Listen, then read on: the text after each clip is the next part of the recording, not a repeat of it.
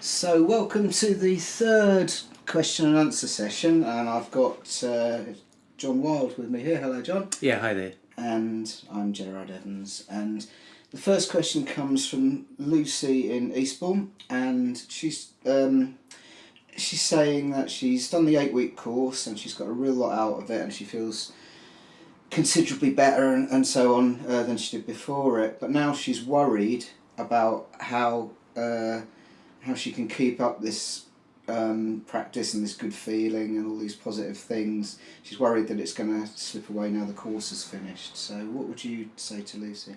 Yeah, that's a good question, Lucy.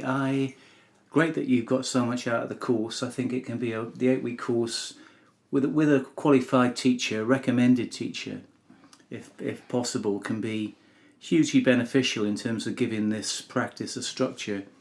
And John Kabat-Zinn is fond of saying that the 8th week, or perhaps more pertinently the 9th week, is the rest of your life.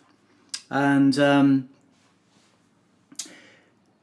I do speak to people occasionally, and they say they have that sense of, well, what now? They're on a real high, if you like, having done the course. It can feel so.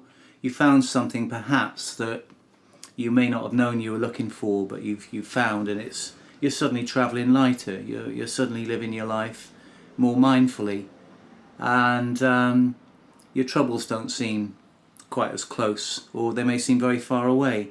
There's just a general feeling, perhaps. It doesn't always happen, but very, very often, just on that 8th week, you get a sense that you've really been on an adventure.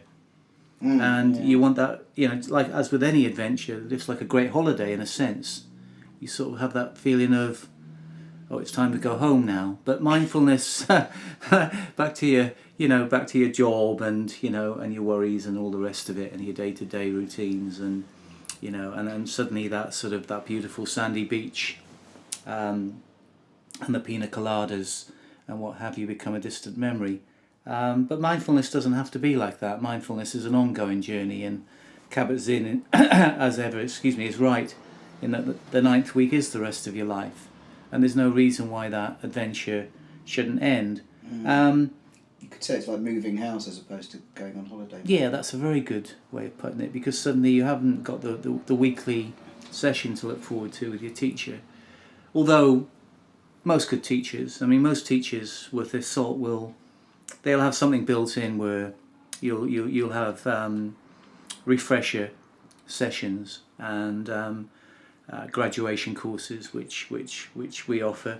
Yeah, good to point out that we do offer that at Brighton Mindfulness Centre. After you've done the 8-week course, you can come to us and keep it going with regular sessions. Keep it going, and that really helps. And I do appreciate that not everyone lives in a place like Brighton, or Manchester or London, where mindfulness teachers not quite 10 a penny, but they are. It's not that difficult to find a good teacher in those places. If you live in somewhere else, and you've managed to find a teacher, it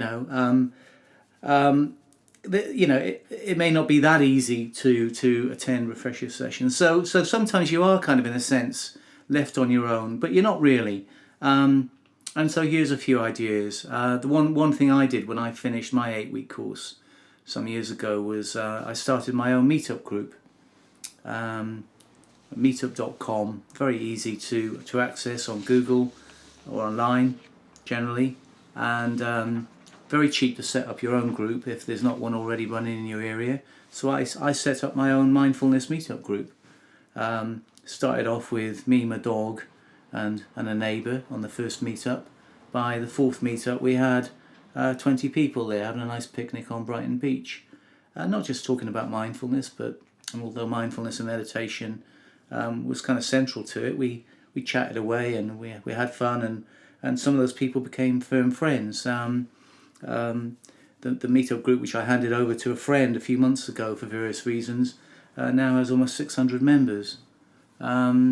So we had many memorable afternoons sitting around. I made good friends, and I encountered lots of fresh ideas, which helped to plug me back into my practice. So there's that to consider, because you might just finish the course and find yourself wanting to talk about this stuff and explore it conversationally. And if you may also notice that your friends aren't remotely interested, that might be the case. So a meetup group provides that sort of outlet. There's always a long list of books to read, but reading around the subject is a great way of deepening your practice, I think. The books I'd always recommend for further reading, the ones that spring to mind really, Jon Kabat-Zinn's books, particularly Coming to Our Senses and Full Catastrophe Living, are great further reading books. I mean, they're great big door stoppers, these books, and written beautifully, and really great for sort of just deepening that sense of what mindfulness is and how you can explore it. I'd also add in Ed Hallowell, a teacher down here in East Sussex, who's written 3 great books about mindfulness. So there's a few to be getting along with.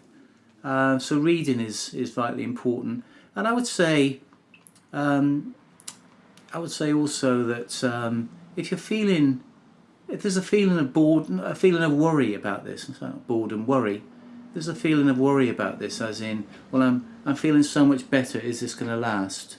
That's a good opportunity to be mindful. That in itself is an invitation to be mindful. Yeah, it's still just a thought. It's still just a thought. The thought that, is this going to last? I'm realizing that there's a worry. So, as you would do in meditation, just noticing that thought, and then, if you like, coming back to the breath or coming back to whatever your anchor is. I'd also say just I guess finally, in answer to Lucy's question, also around the 8th week, most of us have a sense of how our practice is going to fall, and what I mean by that is we'll have preferences. We may not be too keen on the body scan, but we'll do it occasionally. We might love walking meditation. We might do sitting meditation 3 days a week. We might have an aversion to mindful movement, or we may love mindful movement. But around the 8th week, I think there's generally a sense of kind of each person, each individual is kind of, if you like, sort of customized their own practice. Now, that's great, and that's wonderful if you have that sense. If on week 8 you're not thinking, oh, where do I go from here? Well, you really have a sense that for 3 days a week you'll do sitting, and on the Saturday you might go for a long walk and be mindful about that walk, and maybe on a Sunday you'll do some light yoga, stroke mindful movement.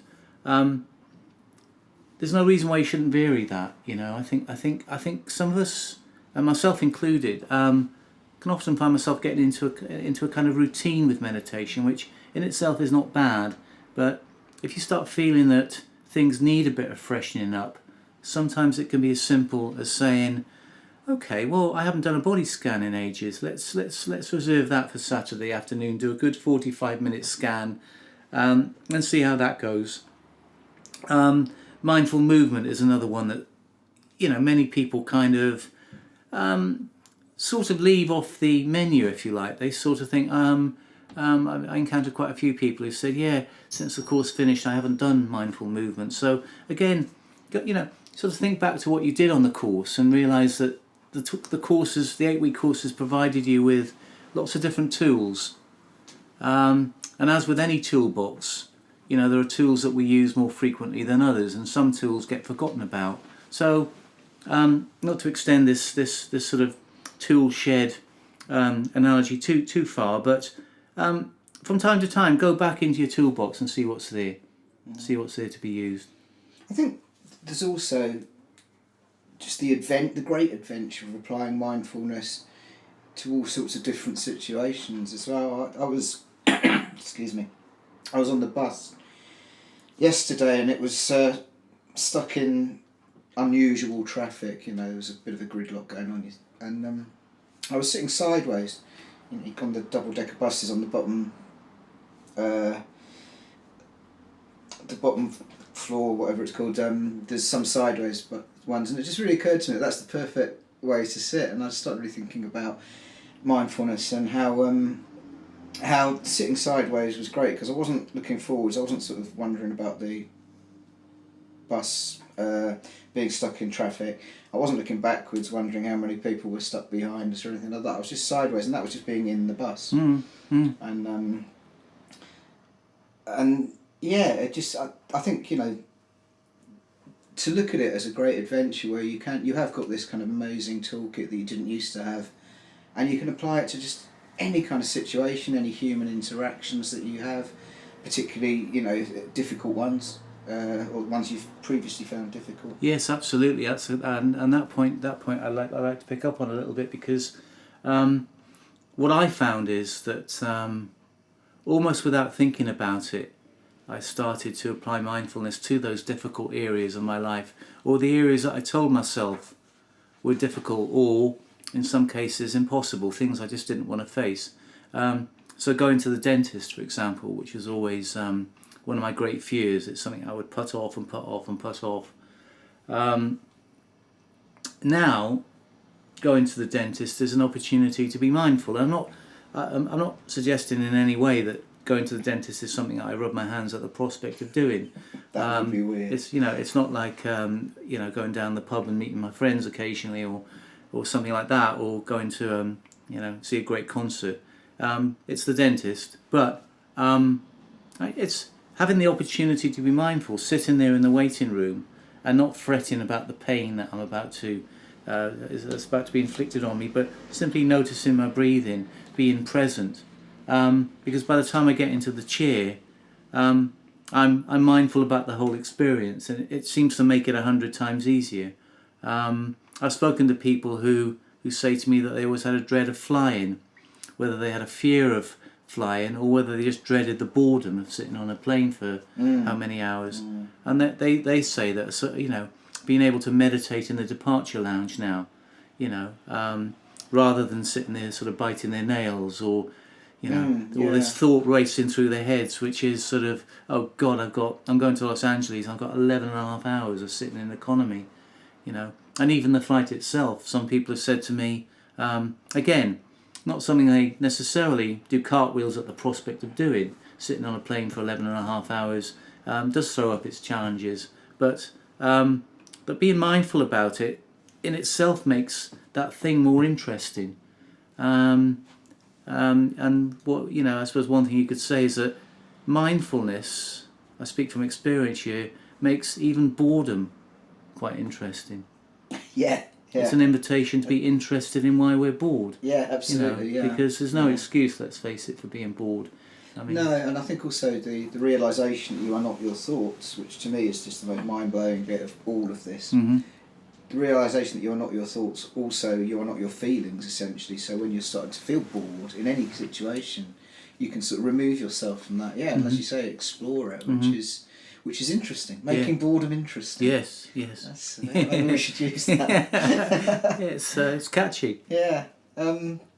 Okay, so let's move on to a bit of a heavier question from Boris in Frankfurt, where he's saying he's currently in the throes of severe depression.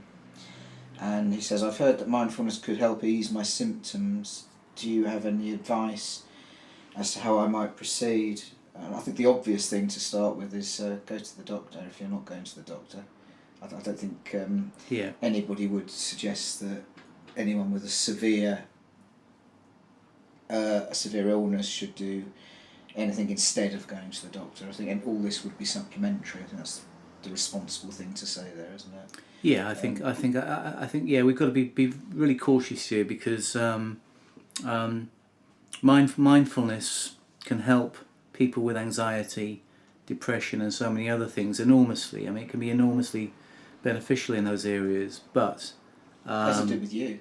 As it did with me. I mean, I was someone who suffered on and off with anxiety and depression all my life, and when I came to mindfulness a few years ago, I rang up my teacher, Nick Diggins, the guy who was about to become my teacher, and he just finished a retreat. I remember he was sort of walking through some fields. He just finished a retreat, and he said to me, "Yeah, we can't." You know, he said, "I'll call you back on this because I'm, you know, I've got one or two things to finish off." But and when we did speak about me doing the course,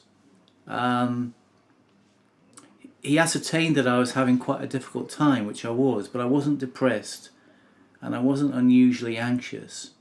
And what I learned there was that if you're in the throes of an episode, a heavy depressive episode, a severe depressive episode, or that you're suffering at that present time with really pronounced anxiety, that's probably not the right time to take on anything new like mindfulness.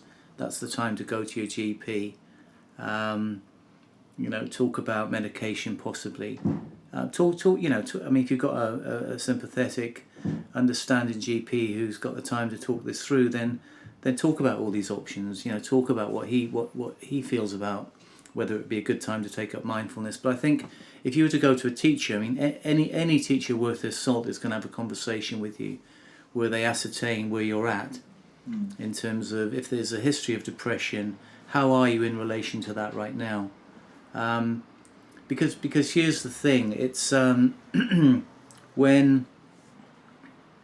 when we sit down to meditate for the first time, those first few weeks, it's not that meditation is going to make any situation or any symptom necessarily worse, but it's going to be shining a light. It's going to be shining a light on what is happening for you right now. And if you are suffering from really bad depression, let's say, shining a light on it, in a sense, it might just be there might just be too much of it going on to expect mindfulness meditation to have any positive effects. So I think what most teachers would say is wait for those. If you're in the middle of an episode, and I know this is difficult because the last thing we want to do is be patient in those scenarios. We're in a hurry for those feelings to go away. But I think patience is absolutely crucial here, and be honest with yourself. It's really best to wait until the worst of it subsides, and talk to a teacher and be absolutely honest about how you're feeling, and that teacher should be able to ascertain whether you're in the right space to take this on. So essentially, I suppose, in terms of taking a first step, you would make contact with the teacher and then see how it goes from there, and obviously see a doctor if you're not seeing one already. Yeah, I'd also throw into that, Gerard, I'd also say that if you're suffering, if you're in the midst of some major life event, bereavement, divorce, any of those things, even something like what are the other big ones? I mean, changing job, moving house. Those not so much.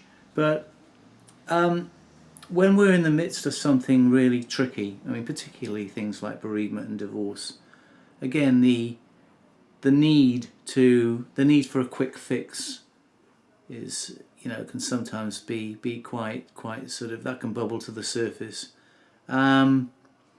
And we can, if in the middle of those events we sort of think, well, I'll give mindfulness a try because I know this bloke at work and it really worked for him, and that might well be true. I think if we buy into the idea that this is suddenly going to immediately solve our problems, then we're starting off a little bit on the wrong foot. So what I would say to somebody is, if your parent died 2 weeks ago, that may not be the time. This may not be the time for you to say, "Oh, I'm going to take up meditation."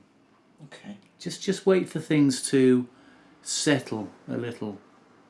I think at any point in our lives there's going to be something going on in our lives that's causing us, it's challenging for us. So I'm not saying that wait for the perfect time. There's never a perfect time to meditate, but perhaps try not to. Perhaps stop and think and ask yourself, is this the right time for me now to be taking on something new and potentially life-changing? I think on a more sort of positive slant, I would definitely say that I'm not so scared of those big life moments as I was, because I do feel like mindfulness has given me techniques, tools, whatever you call it, to deal with stuff better. I'm not pretending I could breeze through a bereavement. Obviously, no one can, but that's a very good point, and therein lies the paradox, I guess, which is that once you've kind of got these skills, these big challenges, whether they're spells of depression or divorce, bereavement. I mean, again, speaking personally, I find big life events far easier to deal with now, but I do have those skills. I have learnt those skills. So I think what we're saying here is there's a time to learn. There's a time to learn those skills, and a time where it's best to simply go through what you're going through. Yeah. Because mindfulness doesn't promise a quick fix. It can be, and by that, and I should qualify that actually. So what have I said? Mindfulness is not necessarily a quick fix. For some people, it can be immediately transformative. Yeah, it was for me. And it was for me. So I'm really weary here about. I'm really weary here about. Selling it up too kind of easily in that sense, because. Don't want to undersell it. Don't want to undersell it, but I think there's a really interesting line to walk here between. I know this isn't in direct relation to the question, but it's an interesting area, which is. I don't mind talking from experience, and I'm sure you don't either. I think there's also always a sort of a slight caveat, a slight qualifier, where we can say it doesn't always happen immediately for everybody, because I think if somebody comes to this and buys into the idea that this is a quick fix, so much about mindfulness, as we both know, is timing. Okay, well that's perfect moment to bring the next question in. Well, it wasn't going to be the next question, but it is now. Mm-hmm. From Lennie in Northampton, who says, I've been meditating for 3 months now and don't see any big changes in my life. Am I doing it wrong? Whoa, yeah, that is interesting. Yeah, I mean, the site, the online site I've been involved with for a long time, Everyday Mindfulness. I spend quite a lot of time and energy on the forum, answering questions, and we quite often get asked those sort of questions on Everyday Mindfulness, and the first thing I would do is answer the question with another question, which I know is a really annoying thing, but it's got there's sort of method to this. Lennie, was it, who said Lennie, yeah. 3 months into practice? Yeah, I've been meditating for 3 months. I don't see any big changes in my life. Am I doing it wrong? Okay. Well, there's practicing and there's practicing. So what I would say, if I had the chance to talk with Lennie, would be to say, how are you practicing? How did you come to mindfulness? Because to say that you've been practicing for 3 months can mean any number of things. It can mean that you've done the 8-week course with a qualified teacher, that you've done the course via a book such as Finding Peace in a Frantic World by Mark Williams and Danny Penman. It could mean that you've watched a few YouTube videos and you've thought to yourself, right, I've kind of got the hang of this. I kind of know how to do a sitting meditation. I know how to do a body scan. Therefore, I'm practicing. These are all ways to come to mindfulness. So I'll answer this bit of the question first by, in a sense, posing the question, which is, I would say to anyone that coming to mindfulness via a bunch of YouTube videos is not necessarily a terrible idea, but what that approach is never going to give you is a structure to your practice, a structure which a good teacher will provide you, and if no teacher is available, either in person or via something like Skype. A book can certainly give you structure, but as we've discussed before, learning by book is never going to be anything like learning with a teacher. It's simply a different experience.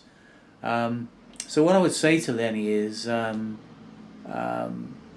look into those possibilities. If it's the case that you've not done an 8-week course, then I'd definitely look into doing that. By those methods. Is there a local teacher that you can, who's got a course coming up? If not, can you find a good Skype teacher? Because those options are available. and indeed we offer them at the Brighton Mindfulness Centre. And indeed, I'll put a link underneath the YouTube video Nice for people one. to Nice. get in touch regarding that. Nice. I think it's also, I don't see any big changes in my life. That's a sort of, that makes me think about expectation as well. I mean, when I look at myself, I still live in the same flat. I still do the same job. I still, you know, my circumstances haven't massively changed particularly, but the way I relate to them, you know, stuff that used to get me down doesn't get me down. Stuff that used to worry me doesn't worry me. So the big change is kind of inside for me, I suppose. Absolutely, and change can be very subtle. You know, mindfulness is by no means promising sort of dancing girls and trumpets and and sort of marching bands. I mean, quite often the changes are very, very subtle. Here's an interesting kind of perhaps way of looking at this question, which is if Lennie's been practicing for 3 months, something is holding Lennie in there. Something is bringing Lennie back to the bench or the cushion or the chair, presumably to meditate, if not on a daily basis, on a fairly regular basis. And so perhaps that's worth exploring. You know, why am I continuing to do this? So to home in on the actual question, I suppose, am I doing it wrong? I suppose the answer is possibly. Wrong is sounds like a bit of a judgmental way of putting it, but there are skillful ways of doing this and possibly less effective ways of doing this. Yeah, absolutely. And doing a course is the skillful way. You know, I sometimes come back. I know this is not the ideal analogy, but it's a workable one, I think, in some ways, which is the analogy of learning a language. If I'm planning to move to France, let's say, and I think, well, learning French would be a bit of an advantage to me. So, you know, there's numerous ways I could go about that. I could sign up for a language school, and do that, you know, 3 nights a week. And what other ways are there? I mean, I could buy a book. And learn the language that way. Probably not as useful to me as a language course. I could say, well, okay, if I'm going to be living in France in 6 months' time permanently, maybe I should take a holiday there. Maybe I should I've got a holiday coming up, maybe I should spend 2 weeks in Paris and learn the language, you know. That's probably the best bit of the analogy, really, isn't it? Because it's immersing yourself in something, is how you really kind of get the sort of experience. In terms of doing it wrong, I think there's a few levels to that, isn't there? There's the approach to mindfulness in general, and then there's the specific meditation, you know, where perhaps you're meditating, you're thinking, well, you know, I was expecting to feel calm and I'm not feeling calm. Well, that's fine, because that's I suppose that's fine, and that can be uncomfortable, but that implies a certain misunderstanding, because mindfulness is not about having a great time on the cushion. You know, it's about being with what is. So if you're concluding that this isn't working because I'm not feeling what I expected to feel, that implies a certain misunderstanding of what mindfulness is.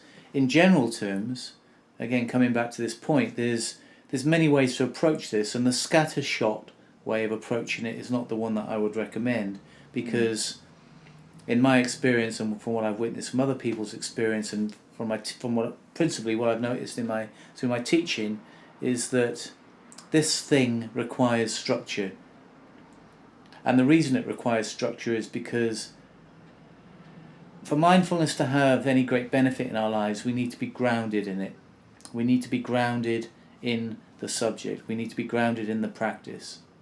And the way you introduce it into everyday life is it kind of becomes a sort of knee-jerk response to situations, doesn't it? It becomes natural, instinctive, you know, and the reason it becomes natural and instinctive is because we're grounded in it, you know, and I think that's very, very difficult to do just by watching a couple of random YouTube videos. So I'd always say to people, if you can't find a teacher in your area, think about Skype or telephone courses. Get in touch with us. Get in touch with us, yeah. I think also I would say to Lennie, don't be too hard on yourself. Mm-hmm. Am I doing it wrong is a very judgmental sort of thing. And loving kindness, which is I'm cleverly segueing into the next question. Nice one, yeah, nice segue. Loving kindness is a question of, first and foremost, loving kindness to yourself. And so I think that is quite an important part as well. Not to give yourself a hard time, not to sort of think of it in terms of, you know, have I achieved this or that, but just to think of it in terms of, you know, I'm definitely helping myself here.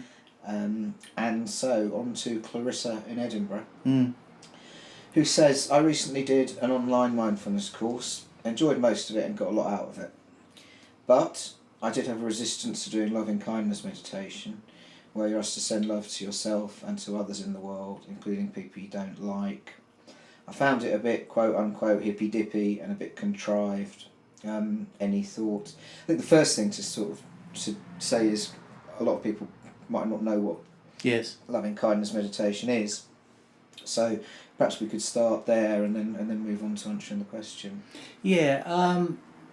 Well, I suppose very simply, the meditation involves as part of the meditation. There's a series of 5 statements.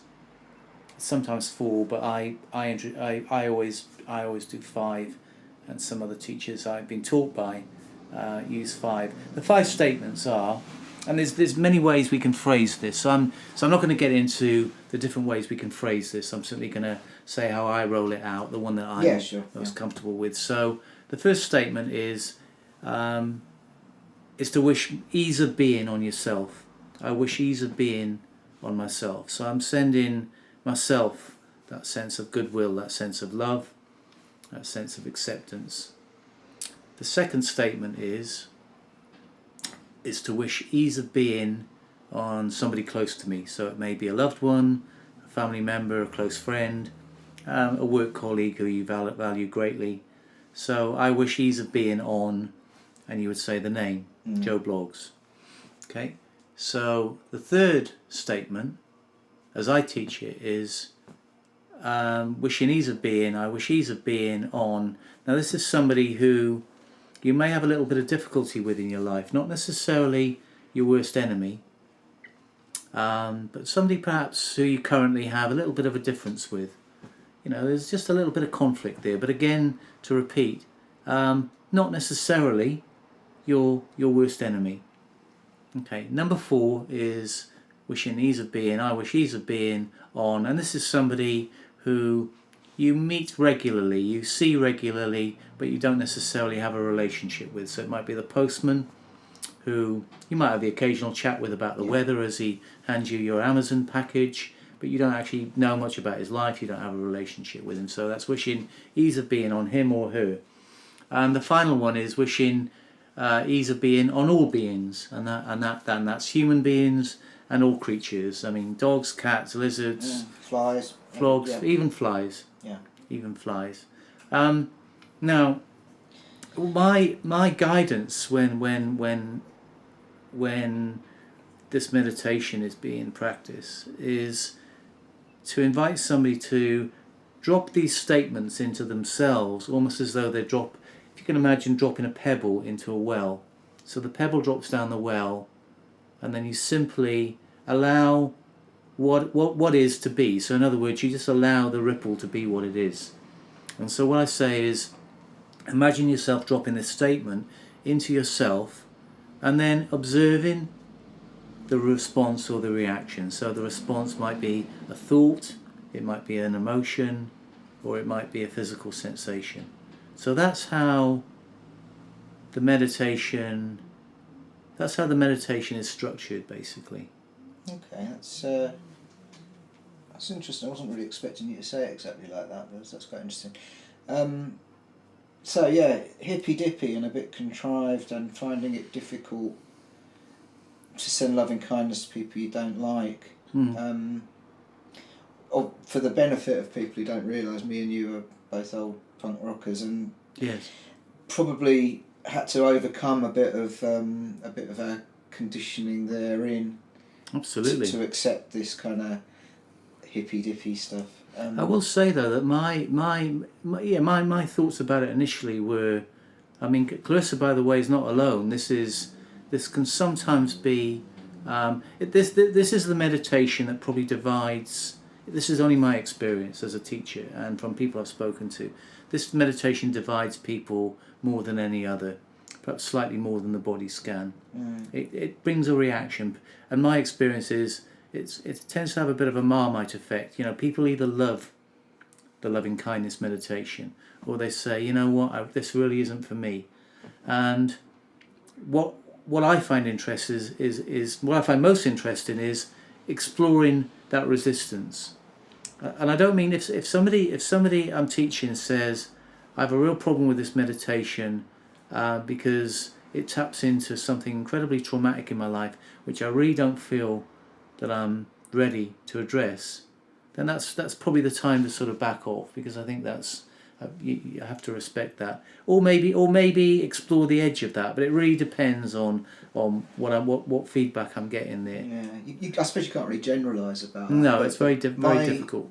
My take on loving kindness is that you are reshaping your brain. That's scientifically proved that meditation does that. And my guess, and this is absolutely not backed up by science, this is all from my head, is that what you're doing is you're shrinking the fight or flight bit, and you're developing the other parts of your brain. And what I am sort of getting to in a very roundabout way is for me, loving kindness is to wish loving kindness on someone you don't like. That doesn't particularly affect them; it affects you. Absolutely. And it benefits you because carrying all that kind of dislike and hatred and negative stuff around, that doesn't help anybody. It's a defence mechanism that is out of date, and in the modern world. And so loving kindness is a way of to me it really is it just makes me happier. The whole travelling light thing comes from loving kindness to me. Loving kindness to myself, to sort of don't give myself a hard time about stuff, and loving kindness to other people is also loving kindness to myself, because it's all it's actually doing is changing the way I think about things. It's not actually not unless you get into kind of new age beliefs, it's not actually affecting anybody except yourself.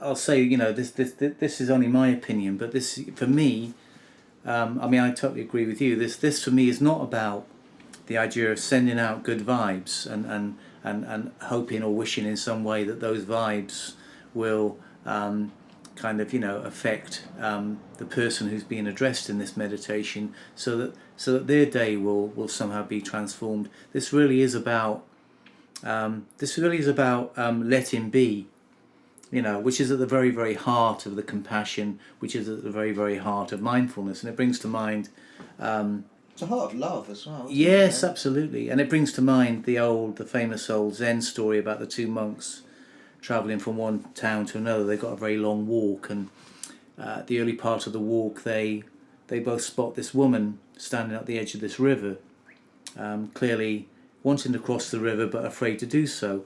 And so the older of the monks gestures to the woman to say, would you like some help? And the woman gestures back saying, yes, I would, thank you very much. So the monk very simply picks her up, walks her across the river, drops her, and comes back and joins his companion.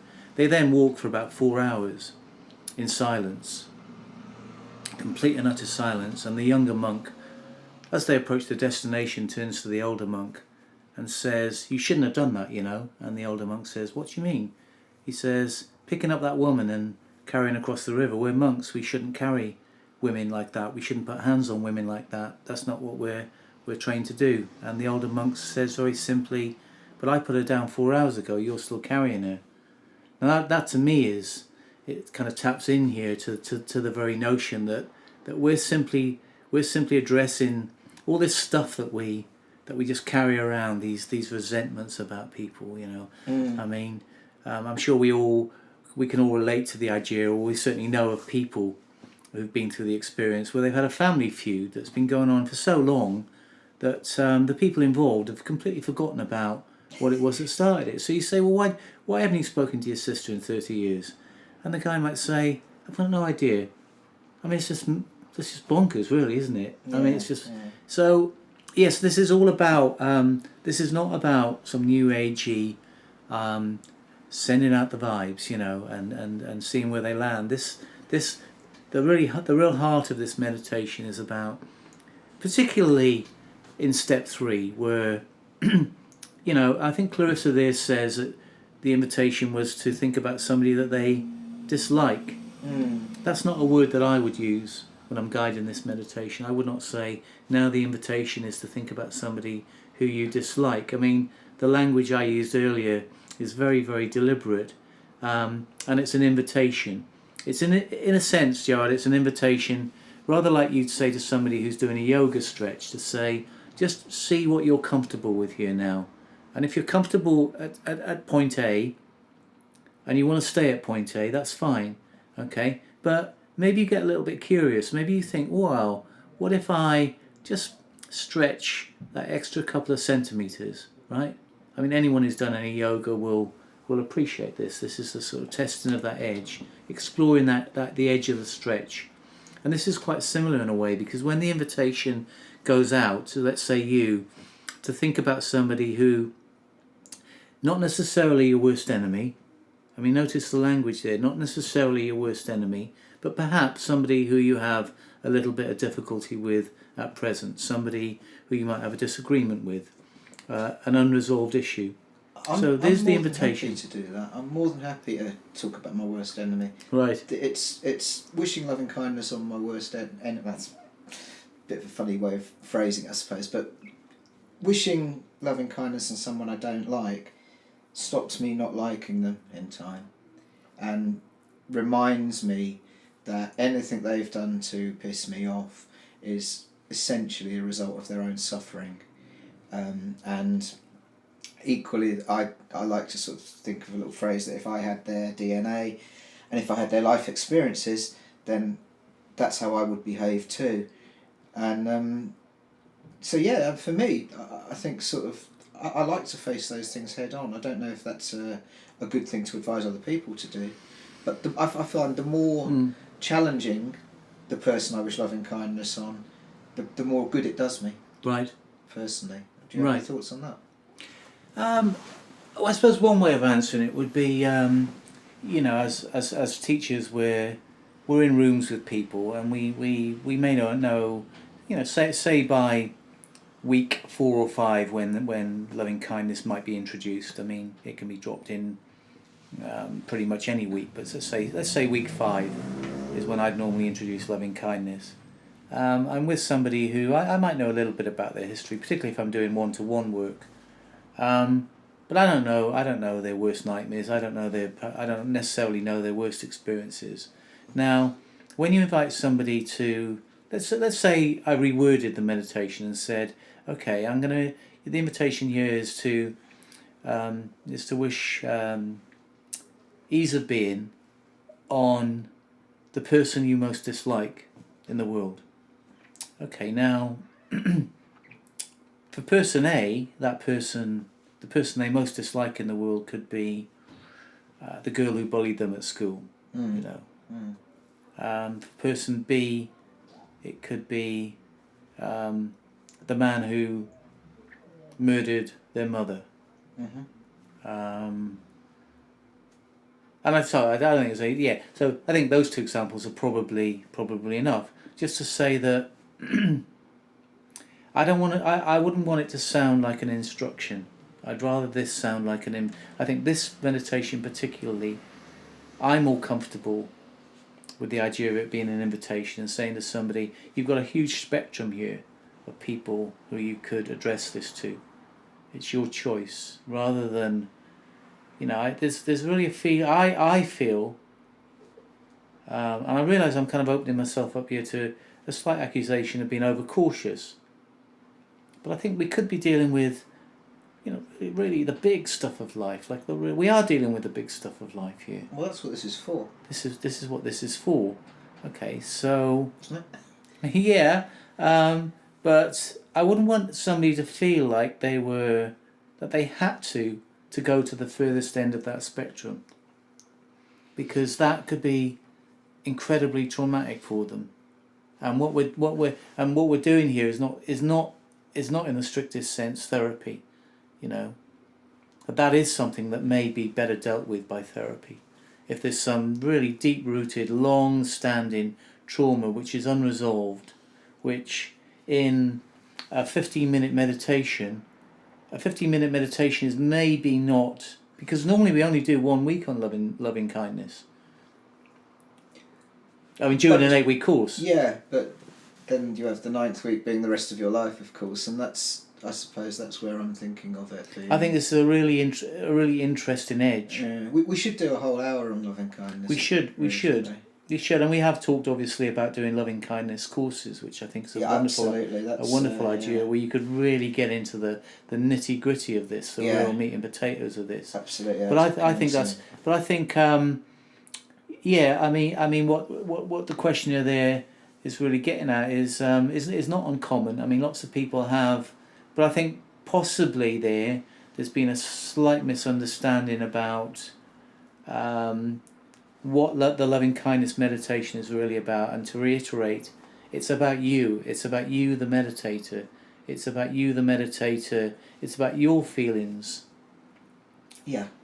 You know, as opposed to that person who bullied you in the playground. You know, this is not. So it's not remotely hippy dippy. No, absolutely. And if there is any sense of it being contrived, then I think that's a price worth paying. This is a hugely compassionate meditation. Absolutely, yeah. And that makes you feel. Well, it makes me feel good, certainly. Done some pretty heavy stuff today. Yes. So okay. You got any light questions? Yeah. I wish there was a kind of comedy question. Yes. Drop the dead donkey type stuff. But there isn't a comedy question. So the lightest one I've got on my list here is, and I have a feeling me and you might not see eye to eye on this. I'm a big coffee drinker, and I've just started meditating regularly after taking the 8-week course. Is it advisable not to mix coffee and meditation? Says Kenny in Wolverhampton. Not the band, presumably. Right. Well, there's a few kind of almost unspoken rules about, you know, if you're attending an 8-week course, you know, you don't go out and have a pint or two before a session. You turn up sober, and you know, there are no rules about. I'm not even sure whether that's stated by teachers. You know, that you should arrive sober and what have you. But you can't presume it. No, yeah, absolutely. But in terms of stimulants, like coffee, again, there's no sort of. I'm not aware that any teacher would say try and avoid tea or coffee, 2-3 hours before attending a session. It's simply not there. It's kind of left to your own discretion. I'm not a big coffee drinker, and when I drink coffee, it has a very powerful effect on me. Really? Yeah, probably because I'm not, I'm not at the point where I'm immune to it. Because we now live in this. I'm not sure how we've arrived at this point, but it seems to me that all the great record stores around the country are now closing down to make room for. They're not the only things that are closing down, but record stores leap immediately to my mind. The record stores closing down, more and more coffee shops. People seem to have this love of coffee that I don't know where it came from, but people seemingly are happy to queue up and pay £3 for what is essentially a kind of a mug of hot mud. So I'm not a fan of coffee, and yeah. But is it does it get in the way of meditation? I guess is the point of the question, isn't it? Does it affect meditation in a negative way? Let me throw that back on you then. Before I answer? What's your take on that? Okay, well, my take on it is I often have a coffee before meditating, and for me, I think it sort of does a similar job to moving your back away from the chair, in the sense that you can do all the stuff that meditation wants you to do, but it kind of stops you falling asleep, and stops that kind of doziness element creeping in. So for me, it works. I'm not to the point where I have to have a coffee before meditating, but I really don't have a problem with it. Right. That's my experience, really. Just keeps that sort of sense of alertness Right. Or at least maybe it doesn't. Maybe I'm just kidding myself. But that's that's what's going on in my head when I'm pouring the kettle. No, I think that's brilliantly put, and I think goes without saying really that meditation is about falling awake rather than falling asleep. So, if coffee is having that effect on you, as when you meditate, if you enjoy a cup of coffee before meditation, it doesn't have to be a ritualistic thing. I'm saying if in the vicinity of the time where you're meditating, you're drinking coffee, and that's giving you that sharpness, I think that's great. Yeah, because mindfulness is not about.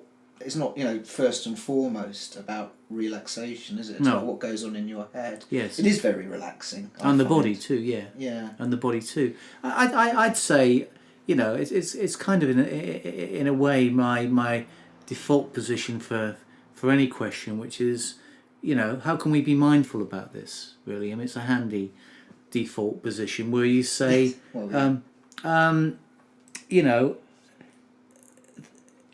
What difference is drinking coffee making to my meditation? If it's making my mind jump all over the shop, notice that, and say, well, might that be if my mind is unusually jumpy, my thoughts pinballing all over the shop? Might the fact that I had a coffee 10 minutes before I sat have anything to do with that? Yeah. Okay. So essentially, it's up to you. Does it work for you? Does it not work for you? Does it get in the way? Yeah. But there's no rule, so to speak. I mean, I've got rules for myself. I know for a fact. I mean, I used to be a big drinker, and I've spoken about that in interviews and stuff. And it's not something I'm alcohol. Yeah, I mean, I used to be a big drinker of alcohol. Now I drink occasionally, and enjoy an occasional drink. But what I've noticed is, the following day, it certainly affects my meditation, and certainly affects if I've got any hint of a hangover. And I've got to say that's quite rare these days because I hardly ever drink to excess or anything like excess. But again, it's kind of just noticing that. It's noticing that if I have a drink of alcohol, particularly if I have a couple of glasses of wine, I know that the next day I'm going to be more reluctant to meditate, because a couple of glasses of wine in the evening will give me a slight feeling of jadedness the following day, and a feeling that isn't conducive to sitting on the cushion or the bench. So I'd say with all this stuff that I don't think there's any hard or fast rules. I'm not saying that everyone should give up drinking and drinking alcohol and give up coffee and tea. That's really not what I'm saying at all. It's just that if you just simply notice what effect these things are having on your practice and on your life. Is it the case that a lot of the mindfulness teachers don't really drink? Mm-hmm. Yes, I mean... That's something that's just really occurred to me. Yeah, I mean, I know, certainly living here in the Brighton and Lewis area, many of the great mindfulness teachers in Brighton and Hove are Buddhists, and they either don't drink at all or they very rarely drink. Is that some kind of Buddhist thing to not drink? Is it advised within Buddhism or something? Depends. It would depend on the type of Buddhist. It would depend on. But I spoke to one Buddhist a couple of years ago actually who said that he was in a pub with his students, and I think they were doing. It was at the end of a retreat, I think, and he offered to get around in for about 6 of them, and went to the bar and almost had a heart attack when the guy said that'll be, what would it be, 6 fives, 30 quid. Last time he bought a pint, it was about 25p. So lesson learnt there, I think. Don't go buying rounds for 6 people. Not if you're in Brighton. No. Maybe go up north for that, where beer is more reasonably priced. Yeah. But retreats in Hartlepool or something. But I think this is an area perhaps where we can come back, and there's almost a separate hour to be done on. Mindfulness and drinking, or mindfulness. There is, yeah. We should theme these, I think, in future. I think that'd be really useful. But it's a really interesting area, and I don't think there's any hard or fast rules. But I'd say from my own experience, I mean, my own drinking habits changed overnight pretty much when I started meditating, because I realised that drinking was one of the many things that I could now be mindful about. And quite often when I sat there and thought, right, now's the time where I'd normally drink, I suddenly realised that it was pure habit. I actually didn't need to drink. And once I got past that thought of I need a drink, I didn't need a drink. And so I could just happily while away the evening, and then started noticing, of course, that the following day I'd feel 100 times better. There's a great story regarding Eckhart Tolle that I read online, where he's gone for a meal and he's got a glass of wine, and throughout the course of the evening he drinks half of this glass of wine, and that's all he has or whatever. And somebody says to him, how come you're sort of, you hardly drink anything? And he says, every sip is the first sip, which is, I think, perhaps the ultimate mindful way of approaching that kind of thing. Yeah, I'll remember that next time I'm down the pub. Yeah. Makes for a cheap night out. Absolutely, yeah. Mindfulness can save you money as well. Yes. So, okay, I think that's possibly a good place to leave it for this week. Great. And I hope everyone listening has enjoyed the talking, and thank you very much for your time, John. Yeah, and we'll pleasure see as you always. next time, I'm sure. Pleasure as always. Thank you. Take care.